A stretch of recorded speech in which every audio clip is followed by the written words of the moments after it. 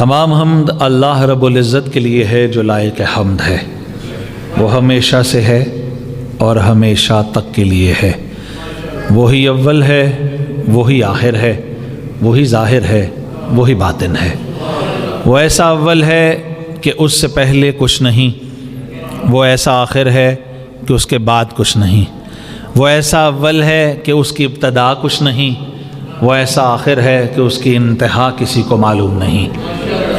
وہ ایسا سمیع ہے کہ کائنات کی ہر چیز کی دعا کو سنتا ہے، وہ ایسا بصیر ہے کہ ہر پردے کے پیچھے دیکھ لیتا ہے، وہ ایسا خبیر ہے کہ سیاہ رات میں سیاہ رنگ کی چیونٹی کے دل سے اٹھنے والی دعا کو بھی دیکھتا سنتا ہے، اور سطح سمندر میں دوڑ رہی مچھلی کی دعا کو بھی وہی سنتا ہے۔ وہ ایسا حی ہے، ایسا زندہ ہے کہ اسے زندہ رہنے کے لیے کسی دور کی، کسی بڑھاپے کی، ضعیفی کی، لڑکپن کی، بچپنے کی، جوانی کی محتاجی نہیں ہے۔ وہ بس ہمیشہ سے ہے اور ہمیشہ تک کے لیے ہے۔ وہ ایسا قائم ہے کہ اس کی سلطنت بغیر کسی ستون کے قائم ہے۔ دعائیں وہی سنتا ہے، اسی کی بارگاہ بے کس پناہ میں تمام التجائیں جاتی ہیں۔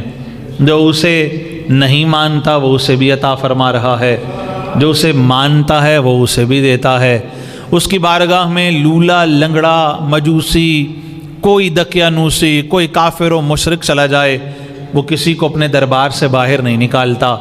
جس نے اسے گنگا کے جل میں دیکھا اس نے اسے بھی دیا، جس نے کچھی کے تھل میں دیکھا اس نے اسے بھی دیا، جس نے چاند میں چمکتے ہوئے پایا اس نے اسے بھی عطا فرمایا۔ جو اسے رام کہہ کے مانگ رہا ہے وہ اسے بھی دے رہا ہے، جو رحیم کہتا ہے وہ اسے بھی نواز رہا ہے۔ اس کی بارگاہ میں کوئی بورڈ نہیں لگا ہوا کہ تم مجھے مانو تو پھر آؤ۔ وہ کہتا ہے تم انکار کر کے جاؤ گے کہاں؟ کوئی جگہ ایسی ہے کہ جہاں پہ میری سلطنت نہ ہو؟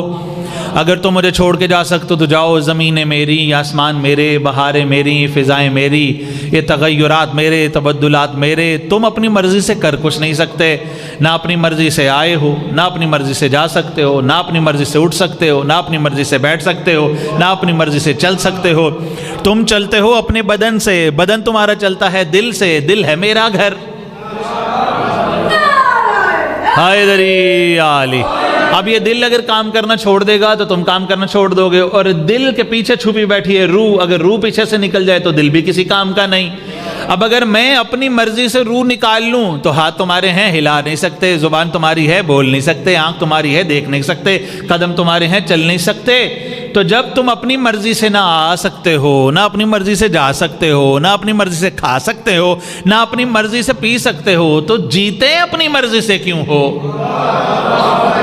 یہ من و تو کی بحث میں مسجد تم نے میرے نام پہ بنا دی، باہر تم نے لکھ دیا شیعوں کی مسجد، اہل سنت کی مسجد۔ اس کا مطلب ہے تمہاری اپنی مسجدیں ہیں، اپنی منمانیاں ہیں۔ میرا گھر تو ہے تمہارا دل، تم میرا گھر کبھی بناؤ تو تمہیں پتہ چلے میری مرضی سے زندہ رہو۔ دیکھو تم چھوٹے بچپن میں اپنی ماں کی آغوش میں ہوتے ہو، تمہیں پتہ نہیں ہوتا، اب میری جانب میں توجہ رہیں، تمہیں نہیں پتہ ہوتا کہ دائیں پاؤں میں بایاں جوتا پہننا ہے یا بائیں میں دایاں۔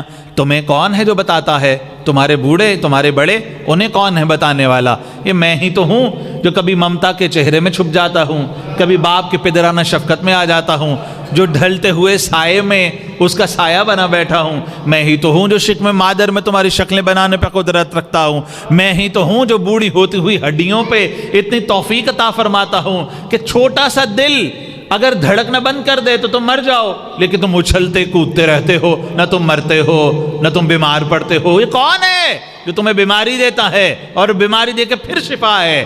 وہ میں ہی تو ہوں جو تمہیں بتا رہا ہے کہ میں نے تمہیں بھیجا ہے اور تمہارے بھیجے میں بھیجا ہے۔ مجھے سردی بالکل نہیں لگ رہی اور جلدی بھی بالکل نہیں ہے، آپ سب بولیں گے کیونکہ ظاہر ہے بولنا مولا کو پسند ہے سب کا، تو سب یہاں آئے نا۔ دنیا کی محفل اور ہے، حسین کی محفل اور ہے، ایسا ہی ہے نا۔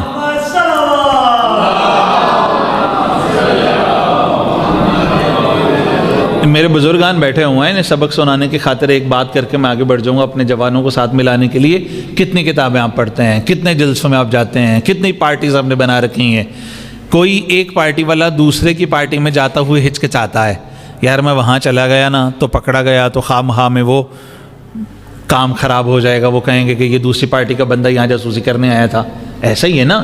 یہ ابھی 25 دسمبر گزرا، کیا حضرت عیسیٰ ہمارے پیغمبر نہیں ہیں؟ عیسیٰ ہیں، اور حسین کو ماننے والوں کے زیادہ ہیں، کیونکہ ہم بھی عیسیٰ کی طرح انتظار میں ہیں 12واں حسین آئے اور ہم بھی زیارت کر لیں. لیکن ہم میں سے بہت سارے ایسے دوست ہیں کہ جو چرچ میں نہیں گئے، اور ان میں سے بہت سارے ایسے ہیں جو 12 ربیع الاول کو مسجدوں میں نہیں آتے ہیں. ایسا ہے کہ نہیں ہے؟ یعنی ہر بندہ اپنی اپنی پارٹی میں ہے، ہر بندہ اپنے اپنے کورس میں، ہر بندہ اپنے اپنے ڈومین میں ہے، اس سے وہ باہر نہیں نکلتا. قسم خدا کی انسانیت کو خدا جانے کب سمجھ آئے گی.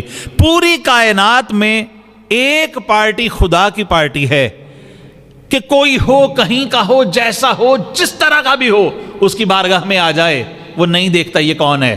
یا اس کی پارٹی ہے وہ دے کے بھیجتا ہے، یا حسین کی پارٹی ہے. ایک شخص نے آدھی رات کو چوری کی، گھبرائے تو نہیں ہے؟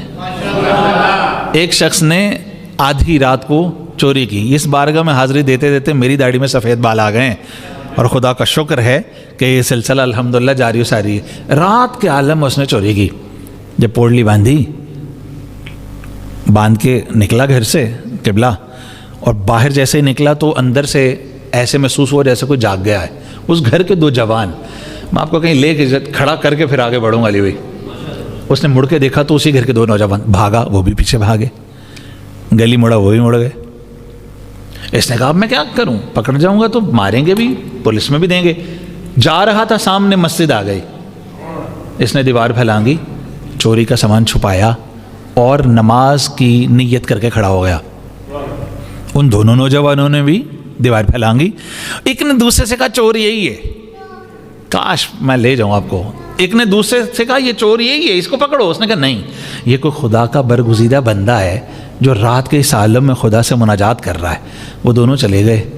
چور سجدے میں پڑ گیا اور رو کے کہنے لگا میں جھوٹا آیا ہوں، تو نے میری اتنی عزت رکھی ہے. میں جھوٹا آیا ہوں، تو نے میری اتنی عزت رکھی ہے، اگر میں سچا آ جاؤں تو مجھے کیا نہیں نوازے گا. ایک اس کی بارگاہ ہے، ایک حسین کی بارگاہ ہے. کیسی لگام پکڑی تھی ایک نے اور روکا تھا حسین کو، اور حسین نے صرف دیکھا تھا. شب عاشور کو جب لوٹ کے آیا تو حسین نے کہا تو آنے سے پہلے در تھا، اب تو آ گیا ہے، تجھے ہور بنا کے بیچتے.